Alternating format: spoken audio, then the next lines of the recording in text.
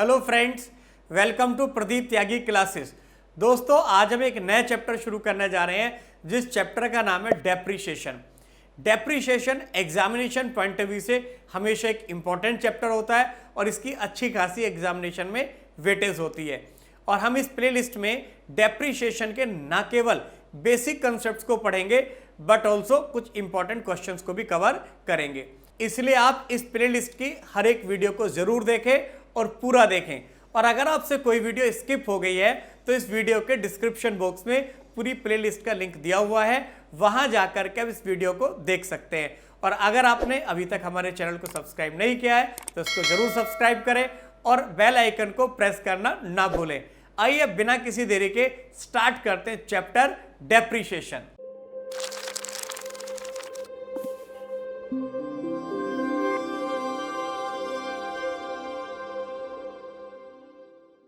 बेटे, आज हम एक नया चैप्टर शुरू करने जा रहे हैं। अब बड़ा इंपॉर्टेंट चैप्टर है ये, और इस चैप्टर का नाम है डेप्रीशिएशन। आइए पहले बात करते हैं बेटे, डेप्रीशिएशन क्या होता है। देखिए बेटा, फिक्स एसेट्स के यूज करने के कारण, उनके पुराने होने के कारण, उनके ऑब्सोलीट होने के कारण जो भी फिक्स एसेट्स की वैल्यू में कमी आती है उसको हम डेप्रीशिएशन बोलते हैं। पहले हम बात करते हैं बेटे, फिक्स एसेट्स क्या होती है। बेटे, फिक्स एसेट्स का मतलब हर वो एसेट्स जो बिजनेस में बेचने के लिए अवेलेबल नहीं है। अगर ये बेचने के लिए अवेलेबल नहीं है तो किस काम के लिए है? ये एसेट्स होती है बेटे माल को बनाने के लिए, या सर्विसेज को प्रोवाइड करने के लिए, या एडमिनिस्ट्रेशन पर्पस के लिए, या सेल को फैसिलिटेट करने के लिए, या गुड्स के डिस्ट्रीब्यूशन के लिए, but these are not available for sale. जैसे माल को बनाने के लिए कोई एक फैक्ट्री है, फैक्ट्री के अंदर मशीनें लगी हैं, तो देखिए बेटे, वो मशीनें फैक्ट्री ने इसीलिए नहीं खरीदी कि उनको बेचना है। उन्होंने किस लिए खरीदी है? ताकि उन मशीनों पर माल बना करके मार्केट में बेच सके। ठीक है ना? तो it is not held for cell, it is held for production purpose. तो कैसी एसेट्स है ये? Fix assets. या फिर सर्विसेज को प्रोवाइड करने के लिए। अब जैसे बेटे, मैं कोचिंग सर्विसेज प्रोवाइड करता हूँ। अब मेरे पास जो फर्नीचर है, जो मेरे पास इक्विपमेंट्स हैं, वो बेचने के लिए नहीं है। वो किस काम के लिए है? वो रखे हमने सर्विसेज को प्रोवाइड करने के लिए। हम अपने इक्विपमेंट को, अपने फर्नीचर को यूज करके लोगों को सर्विस प्रोवाइड करते हैं, एजुकेशन सर्विस देते हैं। तो these are not held for sale, these are held for providing services. या फिर ये एसेट्स यूज होती हैं एडमिनिस्ट्रेशन पर्पस के लिए। अब मेरा ऑफिस है, ऑफिस के अंदर जो टेबल है, चेयर है, जो भी फर्नीचर है, इक्विपमेंट्स हैं, वो किस काम के लिए यूज हो रहे हैं? वो हो रहे हैं एडमिनिस्ट्रेशन के पर्पस के लिए। वहां से हम अपने इंस्टीट्यूट का एडमिनिस्ट्रेशन देखते हैं। So these are not held for sale. तो ये सेल करने के लिए नहीं है, एडमिनिस्ट्रेशन पर्पस के लिए हमने परचेज किया है। अब जैसे कुछ एसेट्स रखी जाती है सेल को फैसिलिटेट करने के लिए। जैसे मैं एक बड़े से डिपार्टमेंटल स्टोर के अंदर गया, ठीक है ना, उन्होंने मुझसे पूछा सर क्या चाहिए। मैंने कहा सर ये जो एसी लगा हुआ है ना, आप एक एसी दे दीजिए मेरे को। उन्होंने कहा सर ये एसी नहीं मिलने वाला आपको, ये तो हमने अपने यूज़ के लिए लिया हुआ है। भाई, हमने यहाँ एसी लगाया ताकि हमारे कस्टमर्स को यहाँ पर शॉपिंग करते समय गर्मी ना लगे, उनको किस तरह की परेशानी ना हो। ठीक है ना? ये हमने इस पर्पस के लिए लिया। It is not held for sale, ये सेल करने के लिए नहीं रखा हुआ। हमने कहा तो कोई बात नहीं, फिर आप ये 2 ट्रॉली दे दीजिए हमें। बोले सर ट्रॉली भी नहीं मिलने वाली। ये ट्रॉली हमने इसलिए रखी है ताकि हमारे कस्टमर भाई बिलिंग काउंटर तक अपना जो भी सामान है लेकर के जा सके। तो these are not available for sale. ये तो हमने एसेट्स इसलिए परचेज किए हैं ताकि हमारे कस्टमर को सामान खरीदते समय कोई किस तरह की असुविधा ना हो। तो उस डिपार्टमेंटल स्टोर ने ट्रॉली है, चाहे उसके यहाँ लगा हुआ फर्नीचर हो, चाहे उसके यहाँ एसी लगे हुए हो, वो किस लिए बेटे? ताकि वो आराम से अपने प्रोडक्ट को बेच सके। तो सेल को फैसिलिटेट करने के लिए उन्होंने उन एसेट्स को परचेज किया है। चलिए, इसके बाद बेटे मैं जाता हूँ पिज़्ज़ा हट। मैं पिज़्ज़ा हट गया, उन्होंने कहा सर क्या चाहिए। मैंने कहा बाहर जो ये स्कूटी खड़ी है जिनके पीछे ये बॉक्स लगे हुए पिज़्ज़ा डिलीवरी वाले, आप मुझे 2 स्कूटी दे दीजिए। उन्होंने कहा सर ये बेचने के लिए नहीं है, ये तो हमने होम डिलीवरी सर्विसेज के लिए लिया हुआ है। भाई, हमारे पास जो कस्टमर्स के होम डिलीवरी के जो ऑर्डर आते हैं उसके लिए हमने रखी हुई है, तो ये हमारे गुड्स के डिस्ट्रीब्यूशन में यूज होती है। These are not available for sale. तो ये बेटे सेल करने के लिए अवेलेबल नहीं है। तो फिक्स एसेट की क्या पहचान है? फिक्स एसेट कभी भी बिजनेस में बेचने के लिए अवेलेबल नहीं होती, बल्कि बिजनेस में इन एसेट्स को यूज किया जाता है। भाई, इन फिक्स एसेट को किस काम के लिए यूज किया जाता है? या तो प्रोडक्शन के लिए यूज किया जाता है, या सर्विसेज को प्रोवाइड करने के लिए यूज किया जाता है, या फिर इनको यूज़ किया जाता है सेल को फैसिलिटेट करने के लिए या एडमिनिस्ट्रेशन पर्पस के लिए या डिस्ट्रीब्यूशन के कामों के लिए, बट इनको बेचने के पर्पस से कभी भी नहीं रखा जाता। My point is clear. In assets को यूज करके इनकम जनरेट की जाती है। अब बेटे मैं एक बात बार बार बोल रहा हूँ कि जो फिक्स एसेट्स है यूज होती है बिजनेस के अंदर, किस काम के लिए? मैन्युफैक्चरिंग के लिए, सर्विस प्रोवाइड करने के लिए, एडमिनिस्ट्रेशन पर्पस के लिए, गुड्स की सेल को फैसिलिटेट करने के लिए, डिस्ट्रीब्यूशन के काम के लिए, एक्सेट्रा एक्सेट्रा। और जब हम इन एसेट्स को यूज करेंगे तो बेटा इनकी वैल्यू में कुछ ना कुछ कमी आएगी। वे कमी क्यों आएगी? जब हम एसेट्स को यूज करते हैं तो उनमें घिसावट होती है, टूट फूट होती है, तो घिसावट होने की वजह से, टूट फूट होने की वजह से उनकी वैल्यू में कमी आनी शुरू हो जाती है। और बेटे ये जो वैल्यू में कमी आती है इसी को हम क्या बोलते हैं? डेप्रिसिएशन बोलते हैं। जैसे हमने एक अपनी फैक्ट्री के अंदर 5 लाख रुपए की मशीन लगाई, उसको पूरे 1 साल यूज किया, तो 1 साल के बाद बेटे उसकी वैल्यू 5 लाख नहीं बचेगी, उसकी वैल्यू 5 लाख के मुकाबले कुछ कम हो जाएगी। क्यों? क्योंकि हमने उसको यूज किया है, उसमें घिसावट हुई है, उसमें टूट फूट हुई है। बेटे घिसावट टूट फूट को बोलते हैं वियर एंड टियर, उसके अंदर वियर एंड टियर हुआ है, तो जिसकी वजह से उसकी वैल्यू में कमी आ जाएगी। या मान लीजिए आपने कोई व्हीकल परचेज किया, आपने कार परचेज करी 20 लाख रुपए की, अब आपने उसको चलाया, पूरे साल चलाने के बाद क्या आपकी वो कार 20 लाख रुपए की बचेगी? अब क्या 1 साल बाद उसको 20 लाख में बेच पाएंगे आप? उसको कभी भी नहीं बेच पाएंगे, क्योंकि उसकी वैल्यू में कमी आ गई है। क्यों कमी आई? क्योंकि आपने उसको यूज किया है, वियर एंड टियर हुआ उसके अंदर, तो इसकी वजह से उसकी वैल्यू में कमी आई है। तो जितनी कमी आई दैट इज डेप्रिसिएशन। लेकिन बेटे डेप्रिसिएशन का एकमात्र कारण एसेट्स का यूज करना नहीं है, इसके कुछ और भी कारण हो सकते हैं, जैसे पुराना होना, पासिंग ऑफ टाइम। अगर हम एसेट्स को यूज नहीं भी करते हैं तो भी वो जैसे जैसे पुरानी होती रहती है वैसे वैसे उसकी वैल्यू में कमी आती चली जाती है। कैसे? जरा समझे बेटे। मान लीजिए मैंने एक कार परचेज करी, होंडा सिटी कार, ठीक है बेटे, और ये मैंने 15 लाख में कार परचेज करी, ठीक।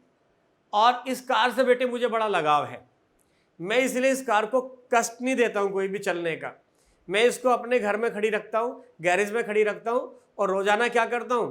रोजाना इस कार को साफ करता हूं, चमकाता हूं इसको, और कवर ढक करके फिर खड़ी कर देता हूं।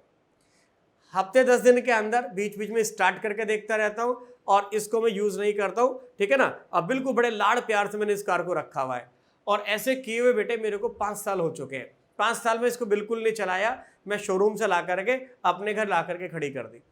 अब आप बताइए क्या इस कार की वैल्यू अभी भी 15 लाख होगी? इसकी वैल्यू 15 लाख नहीं होगी। क्यों नहीं होगी बेटे? चूंकि बेटे ये कार पुरानी हो चुकी है, यूज करने की वजह से नहीं, पासिंग ऑफ टाइम की वजह से इसकी वैल्यू में कमी आ जाएगी। तो जो कमी आएगी उसको भी हम क्या बोलेंगे? डेप्रिसिएशन। तो ऐसा नहीं है कि डेप्रिसिएशन का कारण केवल यूज करना ही है, वियर एंड टियर ही है। डेप्रिसिएशन में दूसरा कारण क्या बताया बेटे मैंने आपको? पुराना होना। क्लियर मेरी बात या नहीं? चलिए मान लीजिए ये मेरी कार है होंडा सिटी, और बेटे ये है मेरा 2020 मॉडल, और 15 लाख की कार खरीदी थी। चलिए मैं इसको चलाता हूं, और मैंने इसको जो है 10,000 किलोमीटर चलाया है, ठीक। आपकी भी सेम होंडा सिटी कार है, और आपकी कार है 2016 मॉडल, और आपने भी 15 लाख की ही परचेज की थी, इतनी ही इसकी कॉस्ट है, और ये भी कितनी चली है? 10,000 किलोमीटर। तो देखिए बेटे हम दोनों की सेम कार है होंडा सिटी, सेम कॉस्ट की है और सेम किलोमीटरेज है, चली भी बराबर है, लेकिन उसके बावजूद भी आपकी कार की वैल्यू कम होगी मेरी कार के मुकाबले। क्यों? क्योंकि आपकी कार मेरी कार से ज़्यादा पुरानी है, क्योंकि ज़्यादा पुरानी हो चुकी है, इसकी लाइफ ज़्यादा निकल चुकी है, इसलिए इसकी वैल्यू कम होगी। तो डेप्रिसिएशन का कारण केवल यूज़ करना, वियर एंड टियर ही नहीं है बेटे। डेप्रिसिएशन का एक कारण क्या होता है? एसेट्स का पुराना होना। जैसे जैसे टाइम पास होता रहता है तो पासिंग ऑन टाइम के साथ साथ एसेट्स की वैल्यू कम होती चली जाती है। और तीसरा रीजन होता है बेटे ऑब्सोलीट होना। ऑब्सोलीट होने का मतलब यूज से बाहर हो जाना। बेटा ऑब्सोलीट होने के भी 3 कारण होते हैं। पहला कारण टेक्नोलॉजिकल चेंजेस, दूसरा कारण गवर्नमेंट रिस्ट्रिक्शन, और तीसरा कारण प्रोडक्ट की डिमांड ही खत्म हो जाना। जैसे पहला कारण बताया बेटा मैंने टेक्नोलॉजिकल चेंजेस, ये देखने को आपको मिलेगा बहुत ज़्यादा कंप्यूटर्स के अंदर, लैपटॉप के अंदर, आपको फ़ोन के अंदर देखने को मिलेगा, क्योंकि वहाँ टेक्नोलॉजिकल चेंजेस बहुत जल्दी जल्दी होते हैं। तो जैसे जैसे नई नई टेक्नोलॉजी की मशीनें आती चली जाती हैं वैसे वैसे पुरानी टेक्नोलॉजी वाली जो मशीनें हैं वो ऑब्सोलीट हो जाती है और उनकी वैल्यू कम हो जाती है। जैसे आपने देखा होगा पहले 3G फ़ोन आते थे और जैसे ही 4G नेटवर्क आया तो 4G कंपेटेबल फ़ोन आने शुरू हो गए। तो 4G नेटवर्क आने के बाद क्या हुआ बेटे, जो 3G फ़ोन थे वो यूज़ से बाहर हो गए, लोगों ने यूज़ करना बंद कर दिया क्योंकि उनके अंदर 4G वाली एप्लीकेशन ही नहीं चलती थी। तो इसीलिए क्या हुआ, वो ऑब्सोलीट हो गए, उनकी वैल्यू खत्म हो गई। ऐसी लैपटॉप के अंदर देखते हैं आप, कंप्यूटर्स के अंदर देखते हैं, हर 2 महीने बाद 3 महीने बाद क्या होता है, नई टेक्नोलॉजी के प्रोसेसर आ जाते हैं और नए फीचर्स वाले लैपटॉप कंप्यूटर आने शुरू हो जाते हैं। तो उससे क्या होता है, जो पुराने कंप्यूटर जो होते हैं, पुराने लैपटॉप होते हैं, उनकी वैल्यू कम होती चली जाती है। तो ये था हमारा टेक्नोलॉजिकल चेंजेस की वजह से ऑब्सोलीट हो जाना। दूसरा होता है बेटे गवर्नमेंट रिस्ट्रिक्शंस। गवर्नमेंट रिस्ट्रिक्शंस की वजह से भी हमारी मशीनें ऑब्सोलीट हो सकती हैं। जैसे दिल्ली एनसीआर के अंदर भी गवर्नमेंट का रूल आ गया कि 10 साल से पुराना डीजल व्हीकल नहीं चला सकते। तो जो डीजल व्हीकल्स होंगे उनकी वैल्यू कम हो जाएगी। भाई ऐसे डीजल व्हीकल जिनकी लाइफ या तो 10 साल हो चुकी है या 10 साल होने के आसपास है, उनकी वैल्यू ऑल ऑफ सडन क्या होगा, कम हो जाएगा। क्योंकि जब वो यूज़ ही नहीं होंगे तो भाई उनकी वैल्यू तो कम होनी पक्की है ही है। तो इसलिए गवर्नमेंट रिस्ट्रिक्शन की वजह से भी वैल्यू में कमी आ सकती है। या गवर्नमेंट ने एक रिस्ट्रिक्शन लगा दी कि भाई कॉमर्शियल पर्पस के लिए खाली सीएनजी व्हीकल्स चलेंगे, तो जो कॉमर्शियल पर्पस में यूज़ होने वाले डीजल व्हीकल होंगे उनकी वैल्यू खत्म हो जाएगी, उनकी वैल्यू कम हो जाएगी, यानी कि वो हो जाएंगे डेप्रीशिएट। तीसरा होता है बेटे किसी प्रोडक्ट की डिमांड खत्म हो जाना। जब प्रोडक्ट की डिमांड खत्म हो जाएगी तो उस प्रोडक्ट को बनाने वाली जो मशीनें हैं वो ऑब्सोलीट हो जाएंगी। आपने देखा होगा पहले टीवी आते थे, बहुत मोटे मोटे वाले टीवी आते थे, उनके अंदर कलर पिक्चर ट्यूब लगती थी। अब टीवी आने शुरू हो गए बेटे, पतले पतले एलईडी टीवी आने शुरू हो गए। तो मोटे मोटे टीवी के अंदर जो कलर पिक्चर ट्यूब लगती थी उसकी डिमांड खत्म होगी। तो जो मशीनें कलर पिक्चर ट्यूब को बनाती थी वो ऑब्सोलीट होगी। जब कलर पिक्चर ट्यूब ही नहीं बनेगी, उसकी डिमांड ही नहीं है, तो मशीनें बेकार हो जाएंगी सारी की सारी वो। या इसका और एग्जांपल ऑडियो कैसेट्स देख सकते हो। पहले ज़माने में ऑडियो कैसेट चला करती थी, लोग अपने घर टेप रिकॉर्डर रखा करते थे, उनमें ऑडियो कैसेट प्ले करके गाने सुनते थे। अब इतने सारे चेंजेज आ चुके हैं, अब ऑडियो कैसेट की डिमांड ही खत्म होगी। अब तो सब लोग क्या करते हैं भाई, इंटरनेट से सुनते हैं या नहीं, फ़ोन के अंदर सारी फैसिलिटीज अवेलेबल होती है। तो जो ऑडियो कैसेट बनाने वाली मशीनें होंगी वो पूरी की पूरी ऑब्सोलीट हो गई। तो ये मैंने बताया आपको डेप्रीशिएशन के रीज़न। पहला रीज़न यूज़ करना, जब हम एसेट्स को यूज़ करते हैं तो उसमें घिसावट होती है, वैल्यू में कमी आ जाती है। दूसरा reason passing of time, assets के पुराने होने के साथ साथ वैल्यू में कमी आती है। और तीसरा रीज़न होता है ऑब्सोलीट होना। होने को तो बेटा एक रीज़न और भी है, एक्सीडेंटली डैमेज होना। अगर कोई एसेट्स एक्सीडेंटली डैमेज हो जाती है तो उसकी वैल्यू में भी कमी आ जाती है। मान लीजिए किसी का कोई व्हीकल है और वो बुरी तरह एक्सीडेंट हो गया, भले आप उसको ठीक भी करा लो, कितना भी ठीक करा लो, लेकिन उसकी कीमत पहले के जैसी नहीं रहेगी, उसके अंदर कुछ ना कुछ कमी जरूर आ जाएगी। तो ये भी एक रीज़न हो सकता है।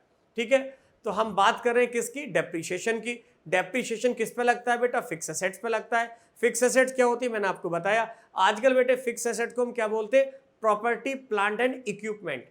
रिवाइज AS 10 आने के बाद हम जितनी भी टेंजेबल फिक्स एसेट्स होती है उनको क्या बोलते हैं, प्रॉपर्टी प्लांट एंड इक्विपमेंट। तो प्रॉपर्टी प्लांट एंड इक्विपमेंट कहिए, फिक्स एसेट्स कहिए, उनकी वैल्यू में आने वाली कमी को हम बोलते हैं डेप्रीशिएशन। वैल्यू में आने वाली कमी के 3 रीजन बताए। क्या क्या बताए रीजन, वियर एंड टियर, पुराना होना, ऑब्सोलीट होना।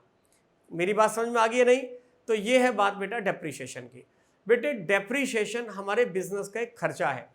भाई बिजनेस को चलाना है तो बिजनेस को चलाने के लिए ज़रूरी जो एसेट्स उनको यूज़ करेंगे, पुरानी होंगी उनकी वैल्यू में कमी ज़रूर आएगी, और कमी आएगी तो ये हमारा खर्चा होगा। जैसे हम बाकी सारे खर्चों को प्रॉफिट लॉस अकाउंट में लिखते हैं, वैसे इस खर्चों को कहाँ लिखते हैं, प्रॉफिट एंड लॉस अकाउंट में। क्लियर मेरी बात? चलिए डेप्रीशिएशन लगाया क्यों जाता है, पहले हम इस बात पर आते हैं। देखिए बेटे, डेप्रीशिएशन को लगाने के जो मेन रीज़न है वो है 3 रीज़न। पहला रीज़न करेक्ट प्रॉफिट और लॉस निकालना। जैसे कि मैंने अभी आपको बताया डेप्रीशिएशन हमारा खर्चा है, जब तक हम सारे खर्चे प्रॉफिट लॉस अकाउंट में नहीं डालेंगे तब तक हमारा करेक्ट प्रॉफिट नहीं आ सकता। तो इसीलिए डेप्रीशिएशन को कैलकुलेट करके प्रॉफिट लॉस में लिखा जाएगा, तभी करेक्ट प्रॉफिट आएगा, अदरवाइज हम करेक्ट प्रॉफिट कभी भी नहीं निकाल पाएंगे। तो इसीलिए डेप्रीशिएशन लगाया जाता है। तो पहला रीज़न क्लियर हो गया। दूसरा रीज़न करेक्ट फाइनेंशियल पोजीशन का पता लगाना। बेटे करेक्ट फाइनेंशियल पोजीशन का पता लगाने के लिए हमारे पास जो एसेट्स हैं, फिक्स एसेट, उनकी हमें सही वैल्यू पता होनी चाहिए। और सही वैल्यू कब निकलेगी, जब उस पर लगने वाला डेप्रीशिएशन हम लेस कर देंगे। अब जैसे होंडा सिटी है, मैंने 15 लाख की खरीदी थी, अब भाई जब यूज़ करा है, पुरानी हुई है, तो इसकी वैल्यू में कमी आ गई होगी। तो अब मेरी वैल्यू 15 लाख नहीं है कार की, तो अगर मैं इस कार को 15 लाख बैलेंस शीट में दिखाऊंगा तो उससे क्या मेरी सही फाइनेंशियल पोजीशन पता चलेगी? बिल्कुल पता नहीं चलेगी। तो सही फाइनेंशियल पोजीशन के लिए मैं क्या करना होगा? 15 लाख में से जितनी इसके अंदर घिसावट हुई है, वैल्यू में कमी आई है, जितना डेप्रीशिएशन लगा है, वो डेप्रीशिएशन लेस करके तब मैं एसेट्स के अंदर इसको लिखूंगा। तो इससे क्या होगा? हमारी एसेट्स की करेक्ट वैल्यू आएगी। जब एसेट्स की करेक्ट वैल्यू आएगी तो हमारी करेक्ट फाइनेंशियल पोजीशन का भी पता चलेगा। तीसरा रीजन होता है बेटे करेक्ट कॉस्ट निकालना। अब जैसे मेरी एक मैन्युफैक्चरिंग कंसर्न है, भाई मैन्युफैक्चरिंग कंसर्न में पेन बनाता हूँ, इस पेन की सही कॉस्ट तब निकलेगी जब इस पेन को बनाने वाली मशीनों के डेप्रीशिएशन को मैं अपनी कॉस्ट में शामिल करूंगा। अगर मैं डेप्रीशिएशन को कॉस्ट में शामिल नहीं करूंगा तो क्या मैं करेक्ट कॉस्ट निकाल सकता हूं? और ऐसा ही नहीं खाली बेटे, मशीन का डेप्शन ही लगेगा। जिस फैक्ट्री में ये पेन बन रहा है उस फैक्ट्री बिल्डिंग पर लगने वाला डेप्रीशिएशन वो भी इंक्लूड किया जाएगा। वहाँ फैक्ट्री में यूज होने वाले फर्नीचर का डेप्रीशिएशन, यानी कि जो भी एसेट्स यूज हो रही हैं उन एसेट्स का डेप्रीशिएशन जब तक मैं इसके अंदर इंक्लूड नहीं करूंगा मैं करेक्ट कॉस्ट नहीं निकाल सकता। तो डेप्रीशिएशन को लगाने के पीछे ऑब्जेक्टिव क्या है? पहला ऑब्जेक्टिव करेक्ट प्रॉफिट और लॉस का पता लगाना, दूसरा ऑब्जेक्टिव करेक्ट फाइनेंशियल पोजीशन का पता लगाना, और तीसरा ऑब्जेक्टिव है करेक्ट कॉस्ट का पता लगाना। क्लियर मेरी बात या नहीं? भाई ये तो बात पता चल गई डेप्रीशिएशन क्या होता है, डेप्रीशिएशन क्यों लगता है। अब ये तो पता लगाएं कि डेप्रीशिएशन कैलकुलेट कैसे किया जाता है। भाई डेप्रीशिएशन को कैलकुलेट करने के बहुत सारे मेथड हैं।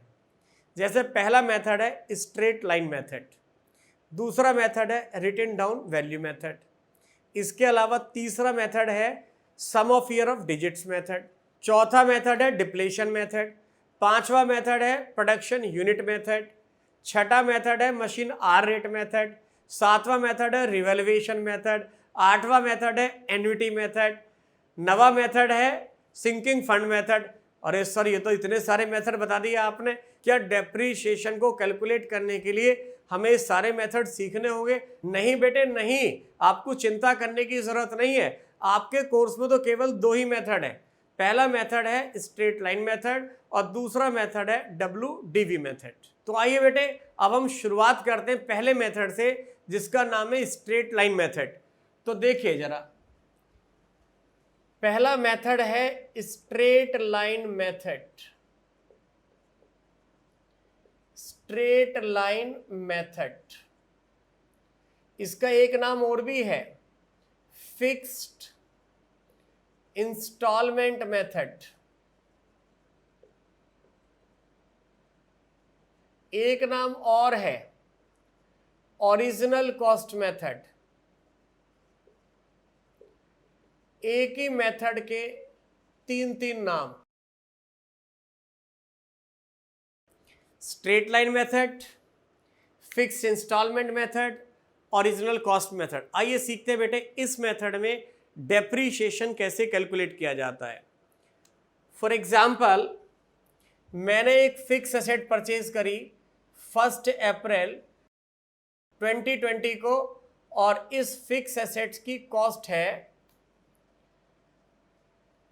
1 लाख रुपए। कितने की परचेज करी सर?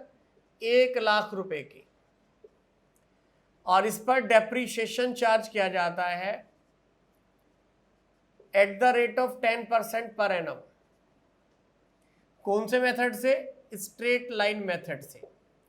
इस पर हम स्ट्रेट लाइन मेथड से 10% डेप्रीशिएशन चार्ज करते हैं हर साल।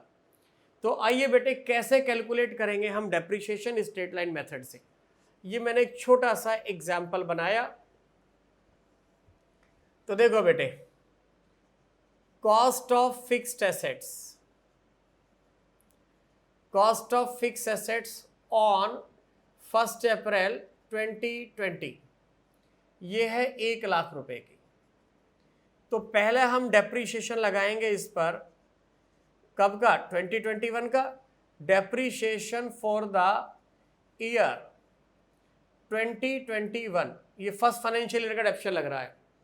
तो 1 लाख रुपए की एसेट और 1 लाख का 10%, तो 1 लाख का 10% कितना आ गया डेप्रीशिएशन? 10,000। तो ये बचेगी कितने की? 90,000। बेटे एसेट की कॉस्ट में से डेप्रीशिएशन घटाने के बाद बाकी जो वैल्यू बचती है उसको हम बोलते हैं रिटन डाउन वैल्यू। क्या बोलते हैं? Written down value, WDV। WDV stand for written down value. ये कब बचेगी बेटे? 31 मार्च 2021 को। तो ये पहले साल का डेप्शन लग गया। अब लगाएंगे अगले साल का डेप्शन। Less depreciation for the year 21-22। तो बेटे किस पे लगेगा? पूरा 1 लाख पर, जो इसकी ओरिजिनल कॉस्ट है। ओरिजिनल कॉस्ट 1 लाख का 10%, कितना लगेगा जी? 10,000। तो फिर कितने की बचेगी ये बचेगी 80,000। तो WDV आ जाएगी किस डेट पर? 31 मार्च 2022 में 80,000 रुपीज WDV आ गई। तो अगले साल फिर लगाएंगे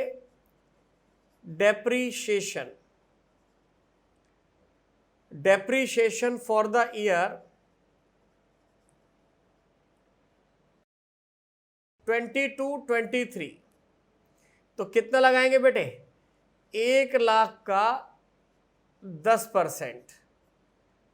1 लाख का 10%, 10,000। तो कितना बचेगा बेटे? अब एसेट्स की रिटन डाउन वैल्यू बचेगी 31 मार्च 22-23 में, 22-23 में कितनी? 70,000। और इसी तरह अगले साल फिर 10,000 डेप्शन लगेगा, तो ये बचेगी 60,000, फिर 10 लगेगा 50,000, फिर 10 लगेगा 40, और 10 साल में इस एसेट्स की वैल्यू 0 हो जाएगी। क्लियर? अब देखिए बेटे, इस एसेट्स के नाम ओरिजिनल कॉस्ट मेथड, इसे जानते हैं ओरिजिनल कॉस्ट मेथड क्यों बोलते हैं? क्योंकि इसमें डेप्रीशिएशन की कैलकुलेशन हमेशा एसेट की ओरिजिनल कॉस्ट पर होती है। जैसे यहां देखिए 1 लाख ओरिजिनल कॉस्ट थी, तो पहले साल का डेप्शन 1 लाख पे ही कैलकुलेट किया मैंने। अगले साल फिर 1 लाख का 10% कैलकुलेट किया, तो यहां भी ओरिजिनल कॉस्ट पे कैलकुलेट करा। फिर नेक्स्ट ईयर फिर 1 लाख का 10%। तो चूंकि डेप्रीशिएशन की कैलकुलेशन हमेशा एसेट्स की ओरिजिनल कॉस्ट पर होती है, इसलिए इस मेथड का नाम पड़ा ओरिजिनल कॉस्ट मेथड। इसे फिक्स्ड इंस्टॉलमेंट मेथड क्यों बोलते हैं? इसे बेटे फिक्स्ड इंस्टॉलमेंट मेथड इसलिए बोलते हैं क्योंकि डेप्रीशिएशन की जो इंस्टॉलमेंट है, डेप्रीशिएशन की जो अमाउंट है वो फिक्स्ड है। हर साल फिक्स्ड अमाउंट डेप्रीशिएशन की चार्ज की जाती है, तो इसलिए इसका नाम पड़ा फिक्स्ड इंस्टॉलमेंट मेथड। ये दो नाम समझ गए। अब इसका नाम स्ट्रेट लाइन मेथड क्यों पड़ा? बेटे इसे स्ट्रेट लाइन मेथड इसलिए बोलते हैं क्योंकि अगर हम यहाँ पर ग्राफ बनाएं डेप्रीशिएशन का, तो डेप्रीशिएशन का ग्राफ हमेशा स्ट्रेट लाइन की शक्ल में आएगा।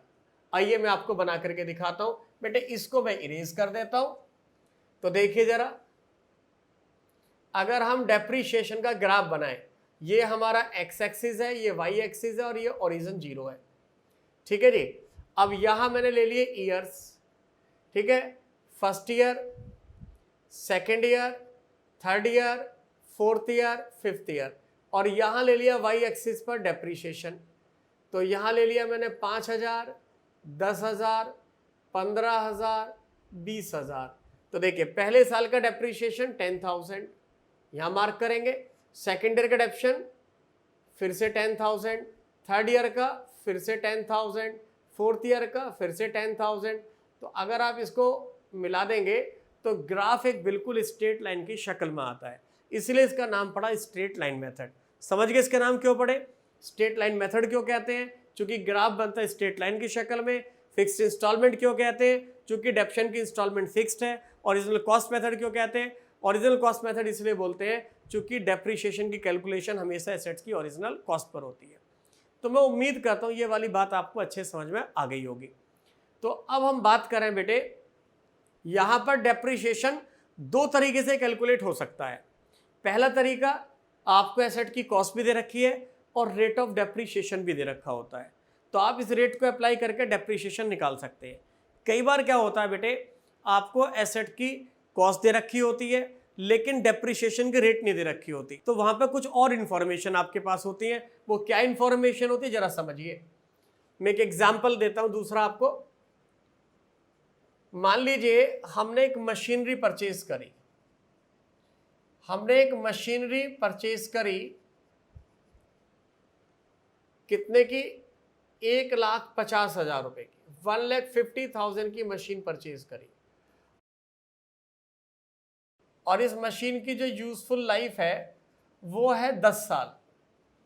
ये 10 साल चलेगी मशीन, और उसके बाद इसकी जो स्क्रैप बचेगी, इसका जो स्क्रैप वैल्यू बचेगी वो बचेगी 30,000। देखिए बेटे, हमने 1,50,000 की मशीन खरीदी, 10 साल यूज में रहेगी, और 10 साल के बाद इसका जो स्क्रैप बचेगा वो 30,000 का बचेगा।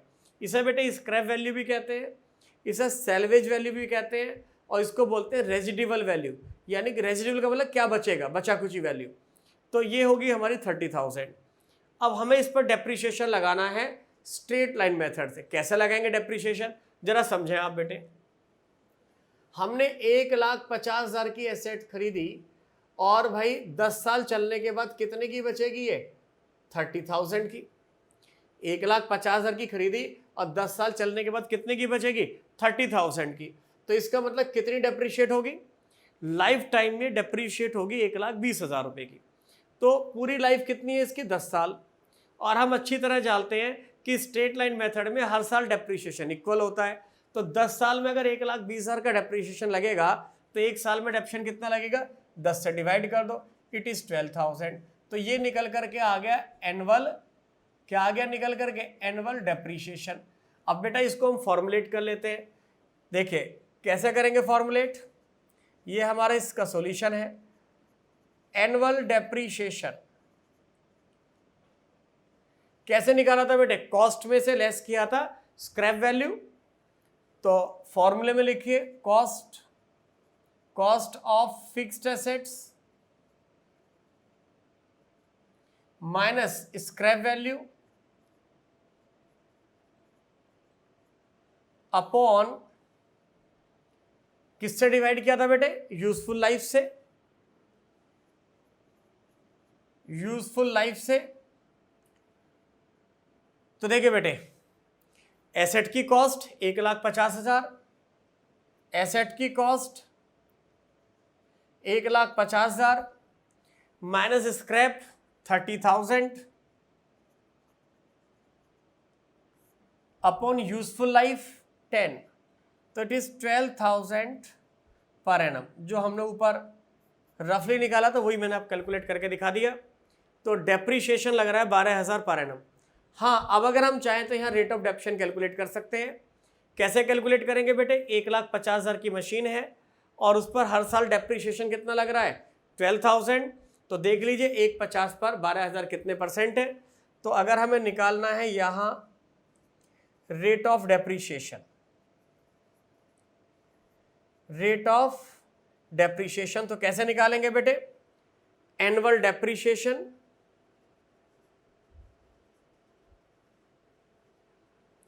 Upon cost of fix assets into 100। Annual depreciation 12,000 upon cost of fix assets. Cost of fix assets है हमारी 1,50,000 इंटू 100। तो इसका मतलब डेप्रीशिएशन लगाया जा रहा है 8% पर एनम। तो ये डेप्शन निकाल दिया हमने, डेप्शन की रेट निकाल दी। तो दो सिचुएशन हो सकती है। पहली सिचुएशन, एसेट की कॉस्ट के साथ रेट ऑफ डेप्शन दे दिया जाए, या फिर क्या होगा, एसेट की कॉस्ट के साथ यूजफुल लाइफ और स्क्रैप वैल्यू दे देगा, तो भी आप डेप्रीशिएशन इजीली कैलकुलेट कर सकते हैं। बेटे मैं कुछ बातें बता दूं यहाँ पर। देखिए एसेट की जो कॉस्ट होती है ये हमारे पास एक्चुअल वैल्यू होती है कि कितने में हमने एसेट्स को परचेज किया है, और ना केवल एसेट का परचेज प्राइस होता है बट ऑल्सो एसेट के परचेज प्राइस में उसको रेडी फॉर यूज तक लाने के लिए जितने भी खर्चे किए जाते हैं उसको जोड़ने के बाद जो प्राइस आता है, जो कॉस्ट आती है, जो वैल्यू आती है, वो एसेट की कॉस्ट होती है। जैसे हमने 1,20,000 की एक मशीन खरीदी, उसको लाने पर 10,000 रुपये हमने फ्रेट पे किया, 5,000 रुपये उसके इंस्टॉलेशन की वेजेस पे करी, तब जा करके वो रेडी फॉर यूज़ में आई। तो इस मशीन की कॉस्ट कितनी होगी, 1,20,000 परचेज प्राइस प्लस लाने का खर्चा फ्रेट प्लस इंस्टॉलेशन का खर्चा, यानी कि एसेट को खरीदने से लेकर के रेडी फॉर यूज तक लाने के लिए जो भी खर्चे किए जाते हैं उनको एसेट की कॉस्ट में जोड़ दिया जाता है, तभी आती है हमारी निकल करके कॉस्ट। तो ये हमारे पास एक्चुअल वैल्यू होता है, हमें पता होता है कि हमने एक्चुअल में कितना में परचेज किया है, कितने इसके इंस्टॉलेशन तक के खर्चे हुए हैं, कितना इसका फ्रेट, और सब हमें पता होता है। लेकिन बेटे ये जो यूजफुल लाइफ होती है ये एस्टिमेटेड होती है, ये हमें पता नहीं होता। ये हमारा बेस्ट एस्टिमेट लगाया जाता है कि भाई ये एसेट कितने दिन तक चलेगी, ठीक है ना। तो जितनी भी चलेगी उसका एस्टिमेट करके हम यूजफुल लाइफ लेते हैं। और ये स्क्रैप वैल्यू ये भी एस्टिमेटेड वैल्यू होती है। भाई 10 साल बाद एसेट कितने की बिकेगी ये हम एक्चुअल तो नहीं पता लगा सकते, ये हम एस्टिमेट ही कर सकते हैं। तो ये एक्चुअल फिगर होती है और ये होती है हमारी estimated value. My point is clear. तो ये 3 इंपॉर्टेंट फैक्टर होते हैं डेप्रीशिएशन को कैलकुलेट करने के लिए, कॉस्ट, यूजफुल लाइफ और स्क्रैप वैल्यू। अगर इन 3 में से एक भी चीज मिसिंग है तो हम किसी भी एसेट पर डेप्रीशिएशन कैलकुलेट नहीं कर पाएंगे। मान लिया हमें एसेट की कॉस्ट ही पता नहीं है, ठीक है ना, हमें एसेट की कॉस्ट पता नहीं है, तो क्या उस पर डेप्रीशिएशन निकाल पाएंगे? हम डेप्रीशिएशन कैलकुलेट नहीं कर पाएंगे। हमें यूजफुल लाइफ पता नहीं है, हमें पता नहीं एसेट कितने साल चलेगी, तो बेटे हम उस पर डेप्रीशिएशन कैलकुलेट नहीं कर पाएंगे। एक्चुअल में डेप्रीशिएशन लगाना है क्या? देखिए, एसेट की कॉस्ट में से ये एसेट की कॉस्ट है 1.5 लाख रुपए और ये है स्क्रैप वैल्यू। एसेट की कॉस्ट में से स्क्रैप को घटाने के बाद जो बाकी बचता है उसको हम बोलते हैं डेप्रीशिएबल वैल्यू। जैसे 1,50,000 की एसेट्स है और अंदाजा ये है कि 30 की तो बाद में बची भी रह जाएगी, तो इसकी डेप्रीशिएबल वैल्यू कितनी है? इसकी डेप्रीशिएबल वैल्यू है बेटे 1,20,000। तो इस डेप्रीशिएबल वैल्यू को एसेट की यूजफुल लाइफ में एलोकेट करने की प्रोसेस को हम बोलते हैं डेप्रीशिएशन चार्ज करना। भाई 1,20,000 की डेप्रीशिएट होगी होल लाइफ में और लाइफ कितनी है 10 साल, तो 1,20,000 को 10 साल से डिवाइड कर दिया तो हर साल डेप्रीशिएशन कितना आ गया 12,000 रुपए। तो अगर इन 3 में से कोई भी चीज मिसिंग होगी तो आप डेप्रीशिएशन नहीं लगा पाएंगे। अब जैसे देखिए बेटे, मान लीजिए हमें एसेट्स की लाइफ पता नहीं है, ठीक है ना। जैसे लाइफ अगर पता नहीं होगी तो हम बताइए डेप्रीशिएबल वैल्यू को कितने साल में एलोकेट करें, डेप्रीशिएबल वैल्यू कितने साल में हम बांटें, तो डेप्रीशिएशन लगेगा ही नहीं। और यही एक कारण है कि हम लैंड पर डेप्रीशिएशन चार्ज नहीं करते, क्योंकि लैंड एक ऐसी एसेट्स है जिसकी लाइफ कोई एस्टिमेट कर ही नहीं सकता। भी कहते हैं करोड़ों सालों से पृथ्वी चली आ रही है और आगे भी चलती रहेगी, तो हम लैंड की कॉस्ट को कभी भी डेप्रिशिएट नहीं कर पाते हैं क्योंकि हमें यूजफुल लाइफ पता नहीं है। तो एक तो हमें एसेट की कॉस्ट पता होनी चाहिए, यूजफुल लाइफ पता होनी चाहिए, तीसरी बात स्क्रैप वैल्यू पता होनी चाहिए। तो ये 3 इंपॉर्टेंट फैक्टर हैं डेप्रिशिएशन को कैलकुलेट करने के लिए। इनमें किसी की भी एब्सेंस में हम डेप्रिशिएशन कैलकुलेट नहीं कर पाएंगे। और बेटा एक बात और बता दें, यूजफुल लाइफ का क्या मतलब है? देखिए, लाइफ भी 2 तरह की होती है एसेट की, यूजफुल लाइफ और फिजिकल लाइफ। यूजफुल लाइफ का मतलब एसेट्स को कितने साल तक यूज किया जा सकता है, कितने समय तक उससे इकोनॉमिक बेनिफिट लिए जा सकते हैं। किसी एसेट से जितने समय तक इकोनॉमिक बेनिफिट लिए जा सकते हैं उसको हम बोलते हैं उसकी यूजफुल लाइफ, ठीक है। जैसे मान लीजिए मेरे पास एक डीजल की गाड़ी है और उसकी जो यूजफुल लाइफ है वो 10 साल है, क्योंकि डीजल की गाड़ी को 10 साल से ज़्यादा मैं नहीं चला सकता, तो यूजफुल लाइफ होगी 10 साल। और फिजिकल लाइफ कब तक होगी? भी जब तक मैं उसको बेचूंगा नहीं। 10 साल के बाद कार तो मेरे पास ही रहेगी, जब तक मैं उसको सेल नहीं कर देता फिजिकली मेरे पास पड़ी रहेगी वो, तो वो होगी उसकी फिजिकल लाइफ, ठीक है ना। लेकिन बेटे डेप्रिशिएट जो किया जाता है यूजफुल लाइफ में किया जाता है जितने समय तक एसेट को यूज करके हम उसके इकोनॉमिक बेनिफिट ले सकते हैं, ठीक है, तो उसको हम बोलते हैं यूजफुल लाइफ। अच्छा, यूजफुल लाइफ जरूरी नहीं है बेटा कि हमेशा ईयर्स में ही हो, यूजफुल लाइफ किलोमीटर्स में भी हो सकती है, यूजफुल लाइफ आवर्स में भी हो सकती है, यूजफुल लाइफ यूनिट्स में भी हो सकती है। तो यूजफुल लाइफ ऐसा जरूरी नहीं होता कि वो ईयर्स में ही हो। तो सीधी सीधी बात क्या है, डेप्रीशिएशन लगाना क्या है? फिर से मैं रिपीट करता हूं कि भाई एसेट की जो depreciable value, what is depreciable value?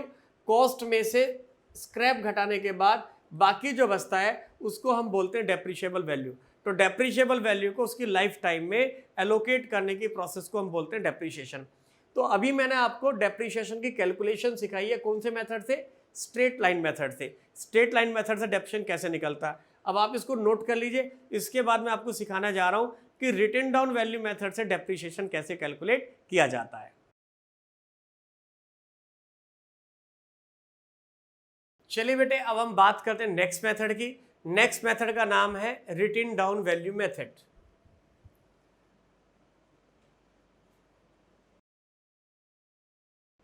Written down value method, और इसका एक नाम और है बेटे, reducing balance method.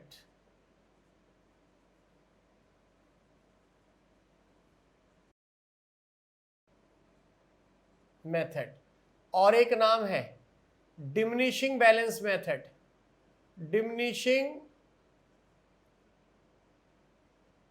Balance method. ये एक ही मेथड के बेटे अलग अलग नाम है, written down value method, reducing balance method और डिमिनिशिंग बैलेंस मेथड। तो देखिए बेटे, इसमें हम वही एग्जांपल लेते हैं। 1 अप्रैल 2020 को हमने एक मशीन खरीद ली, ये हमने मशीन परचेज की है, कितने की? ₹1 लाख की, और इस पर डेप्रीशिएशन लगेगा 10% per annum by written down value method, by written down value method. तो देखिए कैसे लगाएंगे हम यहां डेप्रीशिएशन। ठीक है बेटे, हम सीख रहे हैं डेप्रीशिएशन की कैलकुलेशन करना अलग अलग मेथड से। तो देखिए सॉल्यूशन, भाई cost of machinery on 1 April 2020 1 lakh less depreciation, depreciation at the rate of 10% per annum. कौन सी ईयर का लगा रहे हैं बेटे हम? 2020-21 का। लो ईयर भी लिख देता हूं, फॉर द ईयर 2021। तो 1 लाख का 10% कितना आ जाएगा? 10,000। तो रिटन डाउन वैल्यू कितनी बचेगी भाई? किसी भी मेथड से आप डेप्रीशिएशन कैलकुलेट कर रहे हो, एसेट की कॉस्ट में से डेप्रीशिएशन लेस करने के बाद बाकी जो बचता है उसको बोलते हैं रिटन डाउन वैल्यू। तो ये रिटन डाउन वैल्यू आ गई हमारी 90,000। ये कब है बेटे? 31 मार्च 2021 को। अब हम डेप्रीशिएशन लगा रहे हैं नेक्स्ट ईयर का। डेप्रीशिएशन फॉर द ईयर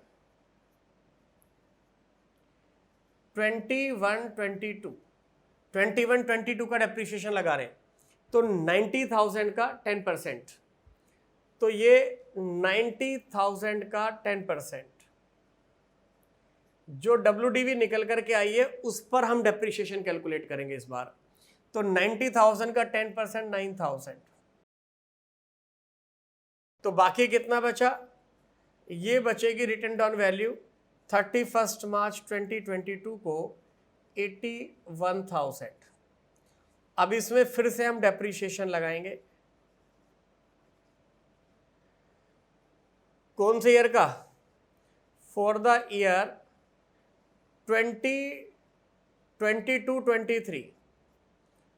कितना बेटे? अब WDV कितनी है हमारी? 81,000। 81,000 का 10% 8100। तो कितना बचेगा?